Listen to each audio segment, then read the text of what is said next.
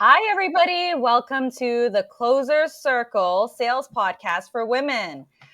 This is Jelly. Just to introduce myself, my background is in business and sales. I've been selling since I was 17. I actually have a retail chain and co-founded a sales agency named Nurture. In the process of building up my retail chain, we actually had to hire and fire several marketing companies and bring all activities in-house to become the honest sales agency that we are today. We generate high quality leads for realtors and mortgage agents with no long contracts and keep our clients happy and committed simply just by solving their pain points and growing their business.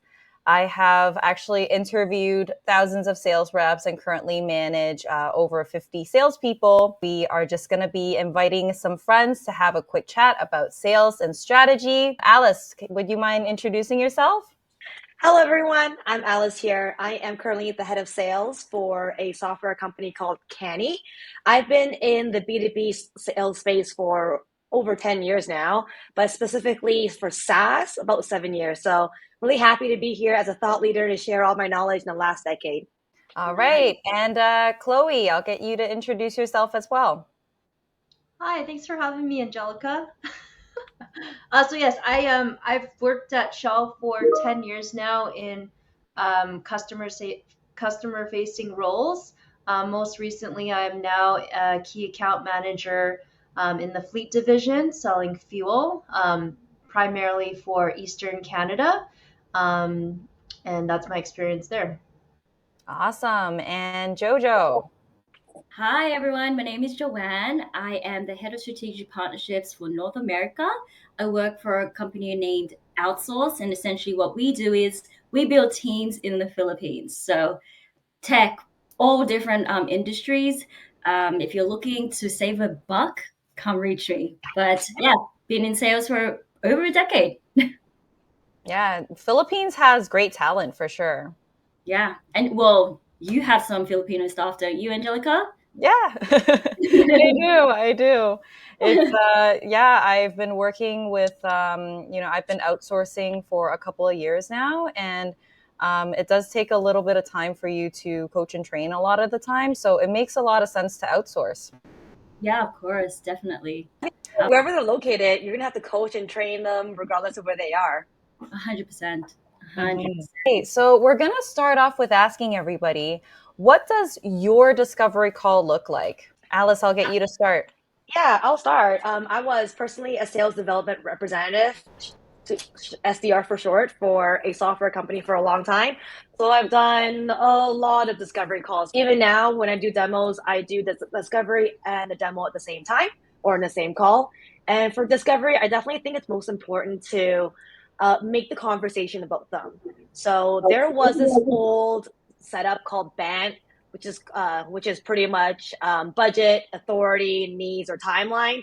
But I definitely think that's a little bit more outdated and old school. For now, it's definitely better to focus on the pain points. I sell software, and the software is to improve workflow. So definitely have a good understanding exactly what the workflow is, where the gaps are, so that way you can understand exactly how your product can solve their problem. Awesome. And Chloe. Yeah, so my discovery calls, I would say ideally I like to do them face to face if I can because I get more information just through body language and just like visual cues, and it kind of lets me adjust where I need to and pivot like more organically. Obviously, now that's not always the case in this environment. A lot of people do work from home. So if I do my discovery calls virtually, again, I try to keep it short. I usually do about maybe a 45 window max, and sometimes it ends shorter. But primarily, what I try to do, again, similar to what Alice said, is just asking open ended questions, making sure I kind of keep on course without getting too distracted, and just making sure that at the end of the call, I'm qualifying them in terms of like, this is a good fit, and they also feel like it's a good fit, so that there's confidence in securing the next meeting of like what comes next for both of us. So that's what I try to work towards with all my discoveries. Yeah. And Joanne. Yeah, so I would agree with both of them. For me, it's rapport. I do a lot of research prior to the meeting, get to understand who they are, what they do, go on LinkedIn, find out some facts maybe. But to add to that, just getting an overall general understanding of their current situation. And as Chloe mentioned, how we could, oh, it was Alice, how we could fit in, right? Like, do we solve their problems? Yes or no? But usually I like to qualify them before the discovery call, right? Just so Yeah. we're more valuable. Yeah, yeah. And of course, I definitely think like the conversation when it comes to inbound versus outbound is very different. Like inbound, yeah, they have the problem, they're coming to you and they're willing to talk. Whereas outbound, a lot of times just showing up to the meeting is already a big deal for them. And because they know you're a salesperson at the end of the call, they automatically have this like wall up where they don't want to tell you anything. So to Chloe's point, definitely ask a lot of open-ended questions. One thing I really like to do too to get them thinking is you want to have a business to business conversation, right? So instead of just having a list of questions that you want to throw at them, maybe even come up with, hey, by the way, we found that statistics A, B, and C. What do you think about it? And how does that fit into your organization? So definitely have a business centric conversation as opposed to focusing on checking off budget, authority, needs, and timeline. Yeah, I totally agree with what you're saying, Alice. A lot of people do have a wall up, in that initial discovery call. And my take is that your discovery call is all about building trust. So if you don't do a good enough job telling the prospect who you are and why they should purchase from you specifically, you won't be able to close a deal. And often see salespeople just sending prospects, a huge list of questions to answer without building rapport. Getting to know your prospect after selling yourself and why your service can benefit them is super, super important, even if it's a referral, right? A lot of times people think, hey, just because I'm getting this referral, they already trust me. But no, even with referrals, you still have to sell yourself. Yeah, for sure. I totally agree. And what we do at my company is we will do the discovery call and then we will take all talking notes, pain points especially. And then during the presentation, or for Alice's case, a demo, I would talk back their pain points. And it seems like, hey, she's listening. And so you could sort of tailor it. It's not like a cookie cutter type of offering, right? Yeah. So instead of just, going through your deck and going through the motions, really focus on pain points and how you can help them solve their pain points. Yeah, yeah. And definitely you want to also help them like see the value of your product and the risk of not going with you, right? So one thing you definitely want to do is not only you want to get the first level of pain point, once they tell you one thing, don't move on to the next one. Yeah. Keep drilling down on it and like pretty much make them understand and realize, hey, if this doesn't get solved today, in 1 year's time, what's going to happen? Make them feel the pain. Yeah. I think it's important too on the discovery because it's almost like sometimes with outbound, especially, you have like one opportunity where they're like, we'll give you 5 minutes. So, like, you have my attention now, but you can blow it quite quickly. So, I think in that time, you really have to just be strategic about who you're speaking to and whether you work through the motions or say all the right things. If they don't like you and they don't trust you, like, they just might ghost you after. So you do definitely need to like, well, from what I find, you need to come through authentically, so that they know that you're not just selling them and you have a personality and you're a human behind what you do. And just again, trying to dig a bit deeper, like, and get them emotionally in terms of like, I'm here. Well, again, just like realigning on like, who are you at your core? And like, you have to find that connection, so to speak. Because again, if they don't like you, it doesn't matter what you do. They're not going to take that second call. I feel, at least. But the And thing you is, always have to empathize with them too, understand their Yeah. situation and where you're coming from. And How step can in I their help shoes. you? Not what can you do for me? yeah, well, the thing is, I feel like we should never be really selling, right? You should just be advising them of facts, like understanding their facts or the current situation and making a match, really. Yeah, and that call comes down to Joanne's point, right? Just doing homework and like really understanding what they do and how your product can affect their industry, have that insight, and be a consultant doing consultation sales, as opposed to just pitch, pitch, pitch, and just talking all about yourself. I definitely think that's like the number one mistake a lot of salespeople do is they make the conversation about them rather than the prospect. They're coming to you because they want a service, right? Or they're interested. So you don't really need to sell like as much on the first call, my opinion. Well, I also think it's really helpful for you to know what your competitors are offering as well, because people are going to shop around nowadays with the internet. It's so easy for them to just do some research on your competitors. So, know your product, know your competitor's product, and know how your product is better, and display that to the lead. Yeah, being transparent as well. Like if they ask, and what's worked really well for me is I even tell them, why don't you shop around? Because I really do believe in our service and our company. And I know we're competitive. I know the quality is there. So putting it back on them, shop around, you'll be back. Yeah, that's also like shows the confidence that you have too, right? If you're confident in your product, then it's naturally going to come out, and you don't have to sell them because that confidence is going to carry over, and it is like the energy, and like every energy, it is very what's the word I'm looking for? Contagious. Yes, contagious. So, Joe, what do you think is the biggest mistake salespeople make? Oh, a lot. I think maybe not qualifying. I'm Australian. We're pretty blunt usually, but now I'm living in Canada, for instance. Some of my Canadian clients, they just can't say no, right? So you sort of have to gauge, like, and really dig in and sort of take a risk or trust your intuition, because you don't want to be spending 3 months on a client when they're not going to close, right?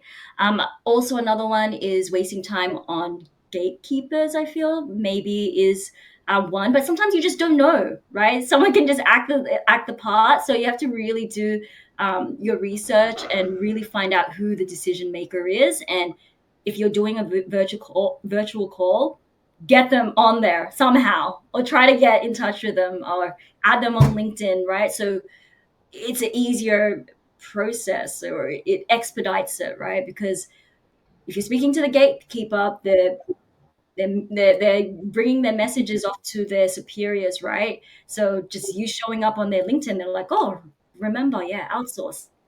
Yeah, sell the gatekeeper too. Sell the gatekeeper 100%. Yeah, 100%. Treat every single lead like you're eventually going to close them. Of course. Chloe, what about yourself? I think one thing that I am aware of more lately is it's almost like poker, like not showing your hand too quick. So, even if you qualify the customer, you get a really good feel from them. I don't think I think sometimes when you expedite and you just trust a little bit too much, they could also be using you to leverage a cheaper quote with an existing provider that they already have. So the trust goes both ways. So I think, you give them a little, they have to meet you halfway, and you have to build that trust on both ends before you move to the next step. Yeah, so ask for something back. Ask for something. Yeah, get them to do some homework. You're back, you scratch mine. And I feel a lot of leads tend to not purchase because they're either not ready to buy yet, financial constraints, or because they don't have that full trust in you yet. It's really, really important to nurture your leads until they're ready to close. Stay organized, right? So if a lead says, hey, right now is not the best time, I'm still locked to a contract, I'll be ready 3 months from now, mark it in your calendar to reach back out in 3 months. And in the time being, it's really, really important to still send them text messages, emails, just to check up on them so that, when they are ready, you're the first person in their mind. When I'm speaking with my clients and I find out it's their birthday or something, I'll put it into my calendar. So then I have all these random clients' birthdays in there. And then if I haven't sold to them, I still send them an email, or someone that I sold to like two years ago, and they really appreciate it. Aww. Yeah, that's really sweet. That's sweet. Yeah. I actually wanted to ask you guys, what does your follow-up look like? Yeah, I think every industry is really different. So I do something called a breadcrumbing, right? So when you get off the call, you want to give them as much information as possible. And how my workflow is, they got off the call, they have to talk to a higher up person. Unfortunately, I don't get to chat with the VP of product right away because they're usually like, yeah, super busy. So I do have to go through a couple demos before I get there. So usually I have very clear follow-up steps like, hey, by the way, when are you going to present to this?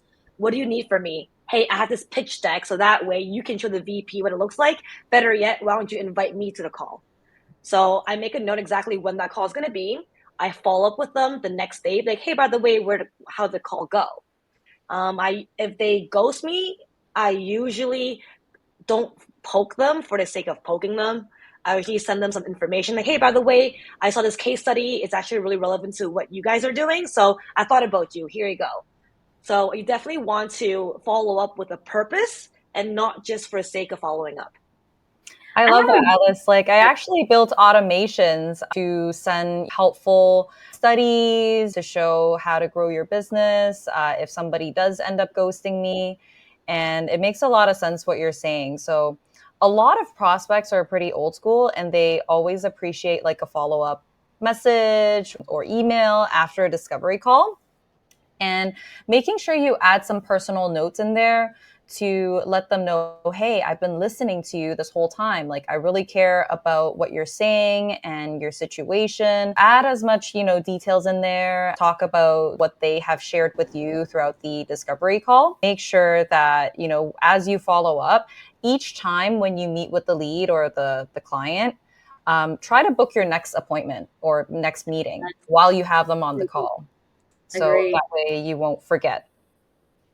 Agree. And even if they say no, what I usually do is, let's put a placeholder in. And also, if you also act like you're really busy, then they will book that time with you. And then, but if you're like, you know what? Yeah, here's my calendar. Book it whenever you want. Like, cancel me 3 times. That's okay. No, you need to set boundaries. It's kind of like dating, right? But I'm not too sure what CRM you use, but I use HubSpot, which is amazing. And what we can do is I integrate it with my Gmail, and essentially you could hey, like book in this call, and then you suggest times, and essentially they just pick the time slot and it's booked into your calendar. So everything's pretty automated, and our company's great. Like, they've really invested time in making sure that the team can do their job well and efficiently. Chloe, what about yourself? I similar to what everyone said. Like, I really tried to just soak in the conversation after, and by end of day, I'll try to summarize it. Like, I don't like to go too lengthy and like bullet point every single piece, because I'm very my style is more short and sweet with like an insight. So I really like to just like capture all of that in writing. And then to your point, make the habit of, asking them wherever it goes is like, what happens next? Like, when do we need to connect next? And like, what do I need from you, or what do you need from me before we meet next? And if they're not inclined to take that meeting, then it's probably just, it's a good time to pause and reflect. But yeah, I think you need to do it's kind of like the 2 things is book the next meeting and then capture it in writing. Yeah, totally agree. Working in sales is actually very difficult. How do you guys stay motivated, and resilient in the face of challenges and setbacks? Oh, wow. It is especially challenging now. I definitely think it's especially challenging now because I deal with tech companies, and as everyone sees the layoffs that's been happening, Amazon, Google, Facebook, like everyone's trying to cut corners or cut budget here and there. So it has been really tough. And also working by myself at home full time doesn't help either. So for me, it's just having a routine. So for the first hour of the day, just make that hour about me and how to get myself in the right headspace. So what I find is going on a walk for at least half an hour, listening to a podcast, something that motivates me, gets me going, have a good breakfast, and also really think about what do I want to accomplish for the day. Because if you think about your whole target, oh my gosh, I have to sell $2 million by the end of the year, that's huge, right? But if you break it down in increments and understanding, hey, by the way, like, what's my average deal size? What's my closing rate? how many calls do I have to book in order to get there, and really work out the math backwards and make small, incremental, achievable goals. That really helps. Yeah, and if you haven't been able to reach your sales goals, always remember to add the word yet. I love it. I actually saw this statistic today. 56% of companies did not hit their revenue target last year. Mm-hmm. That's a Yeah. lot. Yeah, it's a lot. Yeah. I think it's just the way the market is. And of course, there's ups and downs, but I think in a market where it's going down, it's really going to test out who the real salespeople are, because even if the market is down, there are still transactions at the end of the day. So it's really proving the ROI that you have to your business. Yeah. Mm-hmm. Yeah. And Joanne, what about yourself? For me, I would say the same thing with Alice. I am very distracted personally. That's just how I am. So I have to stay very, very organized. I have a task list that I do every morning. Another thing that I always do is I never leave the computer with empty tasks, right? So at the end of the day, like I make sure that everything's closed off. So that way in the morning, I don't have like 50 million things, and I file everything. Archive, and I'm not even sure if I'm answering the question. I think the question was, how do I stay motivated? It's fine to say like, hey, the way I stay motivated is by staying organized. You just end up with chaos if you're not organized, right? So yeah. So and I think you shouldn't stick in a job that you don't like, right? In the end, you have to be passionate about what you're selling. It's hard to sell something that you don't like. That's just the mere facts. So being in a company that supports you also helps, and knowing that you have a purpose. Like for me, I'm Filipino. That's my background, and when I sell, I feel like, oh, I'm helping, my country, my homeland. So for me, it's a different kind of selling because I'm more passionate about it. I don't know. makes a lot of sense. Chloe, what about you? I do a lot of what Alice mentioned, which is like having structure within my days of things that I know I can control. And then to Joanne's point, like when I don't just have my calendar up for meetings, I usually book in like tasks or assignments or like, direct effort of like creating value. I book that in so I feel like every day I'm accomplishing something. And then my mantra to myself of what someone told me before is like just trust in your process and like plant your seeds, and when it's time those seeds will sprout. So you just kind of have to like not get in this mindset of psyching yourself out and just keep working hard, keep doing quality work, be diligent to your point, like day in day out, and over time it will come when it's ready. So it's more like yeah, you have to let it go sometimes and just trust in the process. Mm-hmm. Yeah, use a project management tool. Trello is good. Combine that with your calendar and stay organized so that you don't end up in chaos. I feel like my little task list that I have, it's great. So in the morning, I just write them down, and then every time you hear that ding, it's like ooh, like a little rush. But yeah, that it works. That works for me, for sure. Yeah.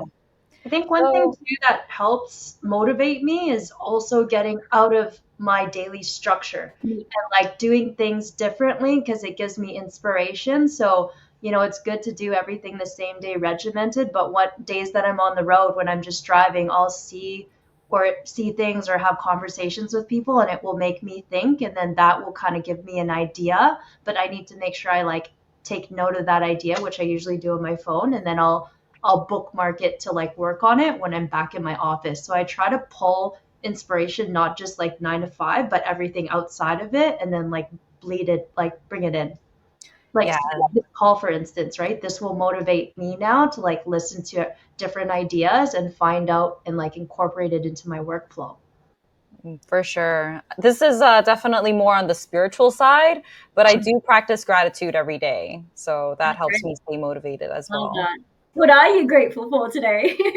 A lot of things, a roof over my head, we have clean water, we have food. There's a lot to be grateful for. You're easy to please. Yeah, that's what they say. So what do you guys think are some effective ways to handle objections relating to budget constraints? Ooh.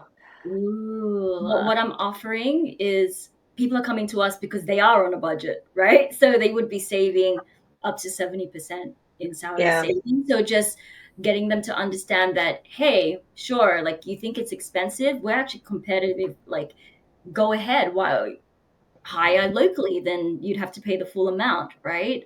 I guess it really just depends on the service and like what you're selling. Yeah. Well, at the end, like salespeople, you have to sell the value of the product, right? Like, so Mhm. what if your service costs $20,000 if you can make them 10x of that? Exactly. It's all about ROI, Yeah. Exactly. for Exactly. sure. And you can definitely do the math for everything, right? Like for my program, I focus on how much time it could save a person. And as everyone knows, people in tech are not cheap. So an average product manager is like what, $300,000 a year, 250K. And if we can eliminate one person from just managing feedback manually, then that's $250,000 saved in their pocket. Yeah, I have realtor clients that are closing, 5, 6 deals a month, and realtor commission checks are quite high, so they're definitely making their ROI back. Hmm. Chloe, what about you?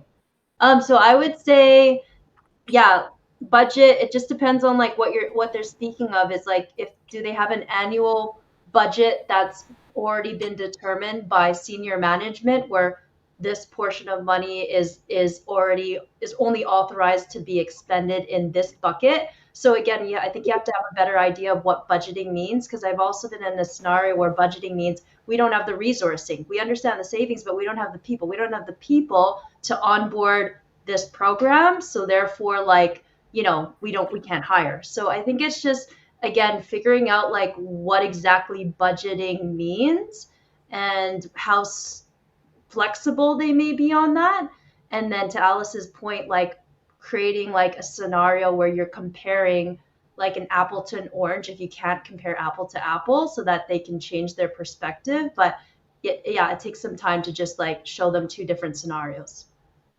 Yeah, and honestly, never make a lead feel bad for not being able to financially commit to what you're selling.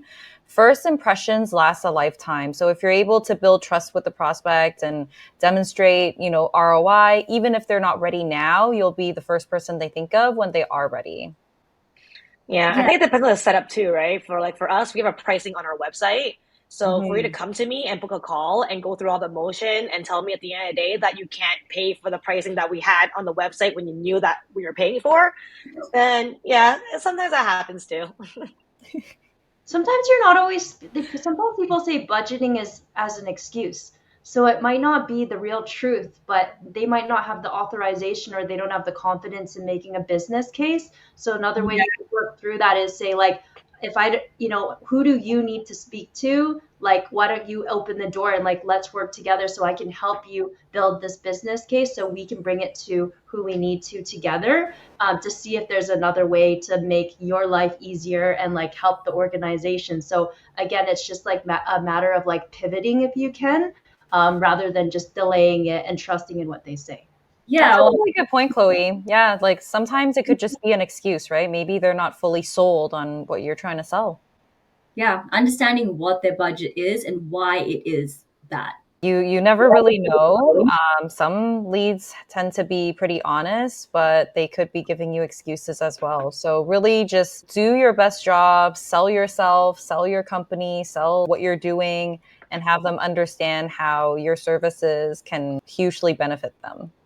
What are some tips that you guys have for women in sales? I feel like we have the upper hand. Hmm. To be completely honest, right? Yep. We can be more soft.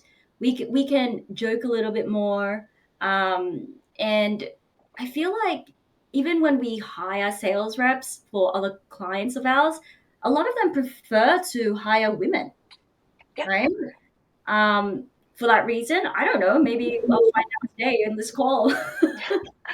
I definitely think women are more empathetic naturally. We Mhm. are better listeners and we can say more blunt things and without especially if your prospect is a man, and they won't be as offended.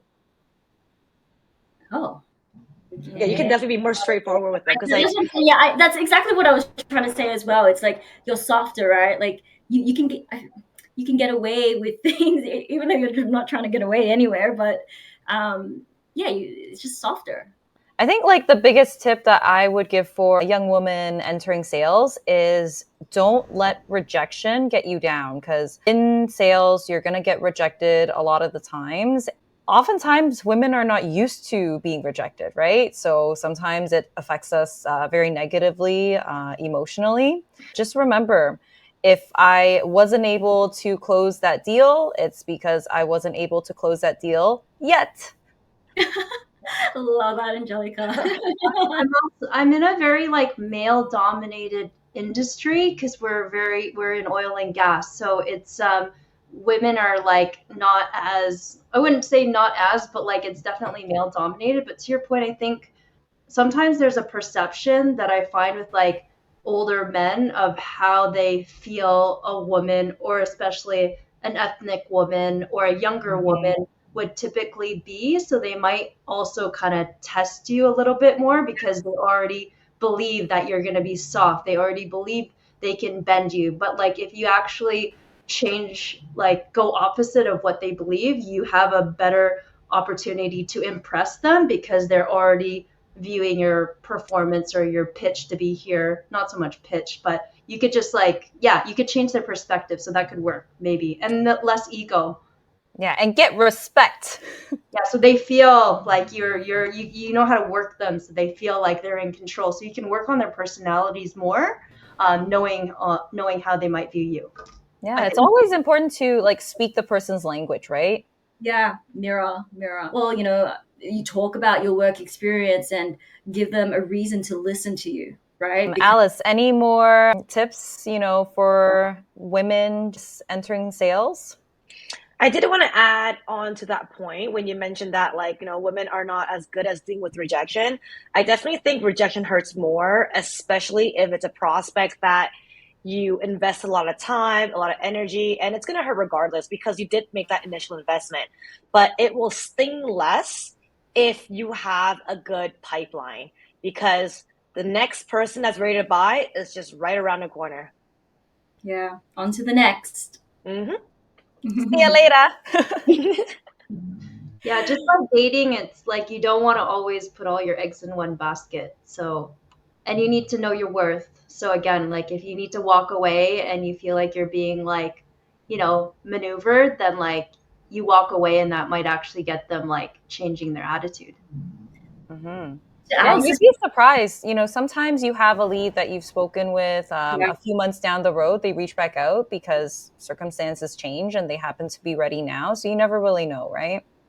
I feel like it's always nice to close like smaller deals, like a lot, and then work on your bigger whales in the background.